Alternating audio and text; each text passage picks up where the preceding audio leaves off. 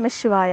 தென்னாருடைய சிவனே போற்றி, எந்நாட்டவர்க்கும் இறைவா போற்றி, காவாய் கனக திரளே போற்றி, கைலை மலையான் போற்றி போற்றி. ஓம் மகாதேவாய வித்மகே ருத்ரமூர்த்தியே தீமகி தன்னோ சிவப்பிரச்சோதயாத். உலக ஆன்மீக மக்கள் அனைவருக்கும் சித்தர் சிவலோக நாயகி சுவாமிகளின் பணிவார்ந்த வணக்கங்கள். நேயர்களே, இன்றைக்கி நம்ம பார்க்க போகிறது ருத்ராட்சம் பற்றி ஒரு விளக்கம். அதாவது எல்லாரும் ருத்ராட்சம் பற்றி எல்லாரும் கேள்விப்பட்டிருக்கீங்க. ருத்ராட்சம்னா என்ன, அது எப்படி வந்துச்சு, அது எப்படி உபயோகிக்கணும் அப்படின்னு பல தகவல்களை அடியாள்கிட்ட நீங்கள் கேட்குறீங்க. அதனால தான் இந்த எபிசோடில் அதை பற்றி பேசுகிற போகிறோம். அதாவது ருத்ராட்சத்துடைய உருவாக்கம் எப்படி உருவாக்கப்பட்டது அப்படின்னா, சிவபெருமான் ஒரு கட்டத்தில் தவத்துக்கு இருந்திருக்காரு. அதாவது கண் மூடாமல் தவம் பண்ணியிருக்காரு. அப்படி அவர் கண் மூடாமல் தவம் பண்ணிட்டுருக்கப்போ பல்லாயிரம் நாளுக்கு கண் மூடாமலே தவம் பண்ணிட்டுருக்காரு. தவம் பண்ணி முடிச்சுட்டு கடைசி நேரத்தில் பண்ணி முடித்ததுக்கப்புறம் தவம் பண்ணி முடித்ததுக்கப்புறம் கண்ணை லேசாக மூடுறப்ப கண்ணில் இருந்து கண்ணீர் இந்த உலகத்தில் விழுந்திருக்குது. அந்த சிவபெருமானோட கண்ணீர் ஒரு விருட்சமாக விழுந்திருக்குது. அதாவது ஒரு மரமாக வளர்ந்துருக்குது. அந்த மரம் தான் ருத்ராட்ச மரம். இதே சிவனோட வலது கண்ணிலேருந்து வந்தது சிவருத்ராட்சம், அது கருப்பாக இருக்கும். இதே சிவனோட இடது கண்ணிலேருந்து வந்தது சக்தி ருத்ராட்சம், செம்பட்ட நிறமில் இருக்கும். இதே சிவனோட நெற்றிக்கண்ணிலேருந்து வந்தது அர்த்தநாரீஸ்வர ருத்ராட்சம்.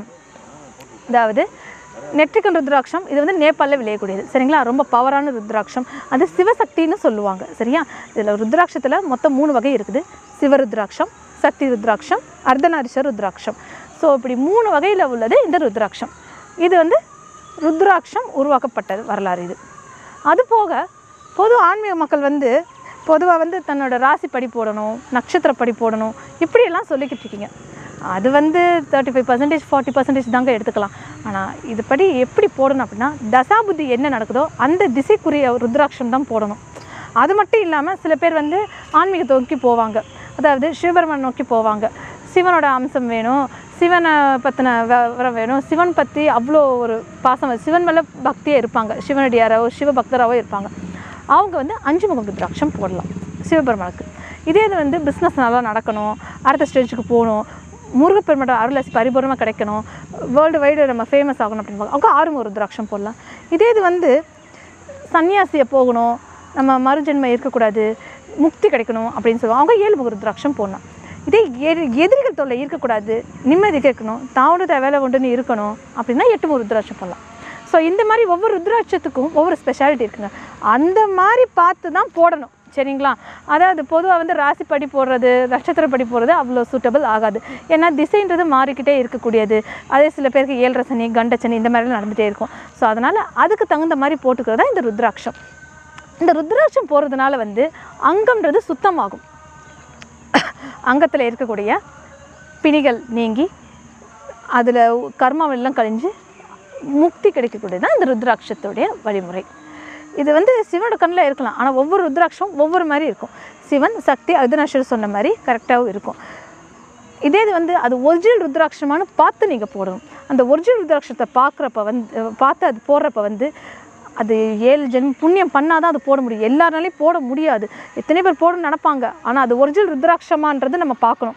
அப்படி அந்த ஒரிஜினல் ருத்ராட்சமானு பார்த்து அதை கரெக்டாக போடுறப்ப கிடைக்க வேண்டிய அனைத்து நற்பலன்களும் எளிமையாக கிடைக்குன்றதை தெரிஞ்சுக்கலாம். இதை பற்றி இதே இது அடியாள் குருநாதர் இதை திருவண்ணாமலை, கொல்லிமலை, காசி, ராமேஸ்வரம், பக்ரிநாத், முக்திநாத் இப்படி பல்வகையான ஆன்மீக ஸ்தலங்களுக்கு யாத்திரை செஞ்சு வருஷத்தில் 6 மாதம் இந்த யாத்திரையிலேயே இருந்து அந்த ருத்ராட்சத்தை அங்கே இருந்து மடத்தில் இருந்து எங்களுடைய ஆன்மீகத்தை மடத்திலேருந்து அந்த ருத்ராட்சத்தை எடுத்துகிட்டு அதை முறைப்படி பூஜை செய்து, அதுவும் 48 நாட்கள் முறைப்படி பூஜை செய்து மக்களுக்கு பயனடைய வேண்டும் என்ற ஒரே நோக்கத்தோடு கொடுக்கப்படுறதா இந்த ஒரிஜினல் ருத்ராட்சம்.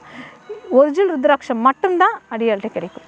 இதில் அனைத்து முக ருத்ராட்சங்களும் கிடைக்கும். அவரவருக்கு ஏற்ற மாதிரி அது வாங்கிக்கலாம். அந்த ஒரு முகத்திலேருந்து 21 முகம் வரை அனைத்து ருத்ராட்சங்களும் கிடைக்கும். அது இந்த ஒரிஜினல் ருத்ராட்சம் பயனடைய வேண்டும் என்று விரும்புபவர்கள் ஸ்க்ரீனில் தெரிந்த நம்பருக்கு தொடர்பு கொண்டு உங்களுக்கு என்ன விளக்கம் வேணுமோ அனைத்தையும் கேட்டு தெரிந்து கொண்டு தேவையான ருத்ராட்சத்தை வாங்கி கொள்ளலாம்.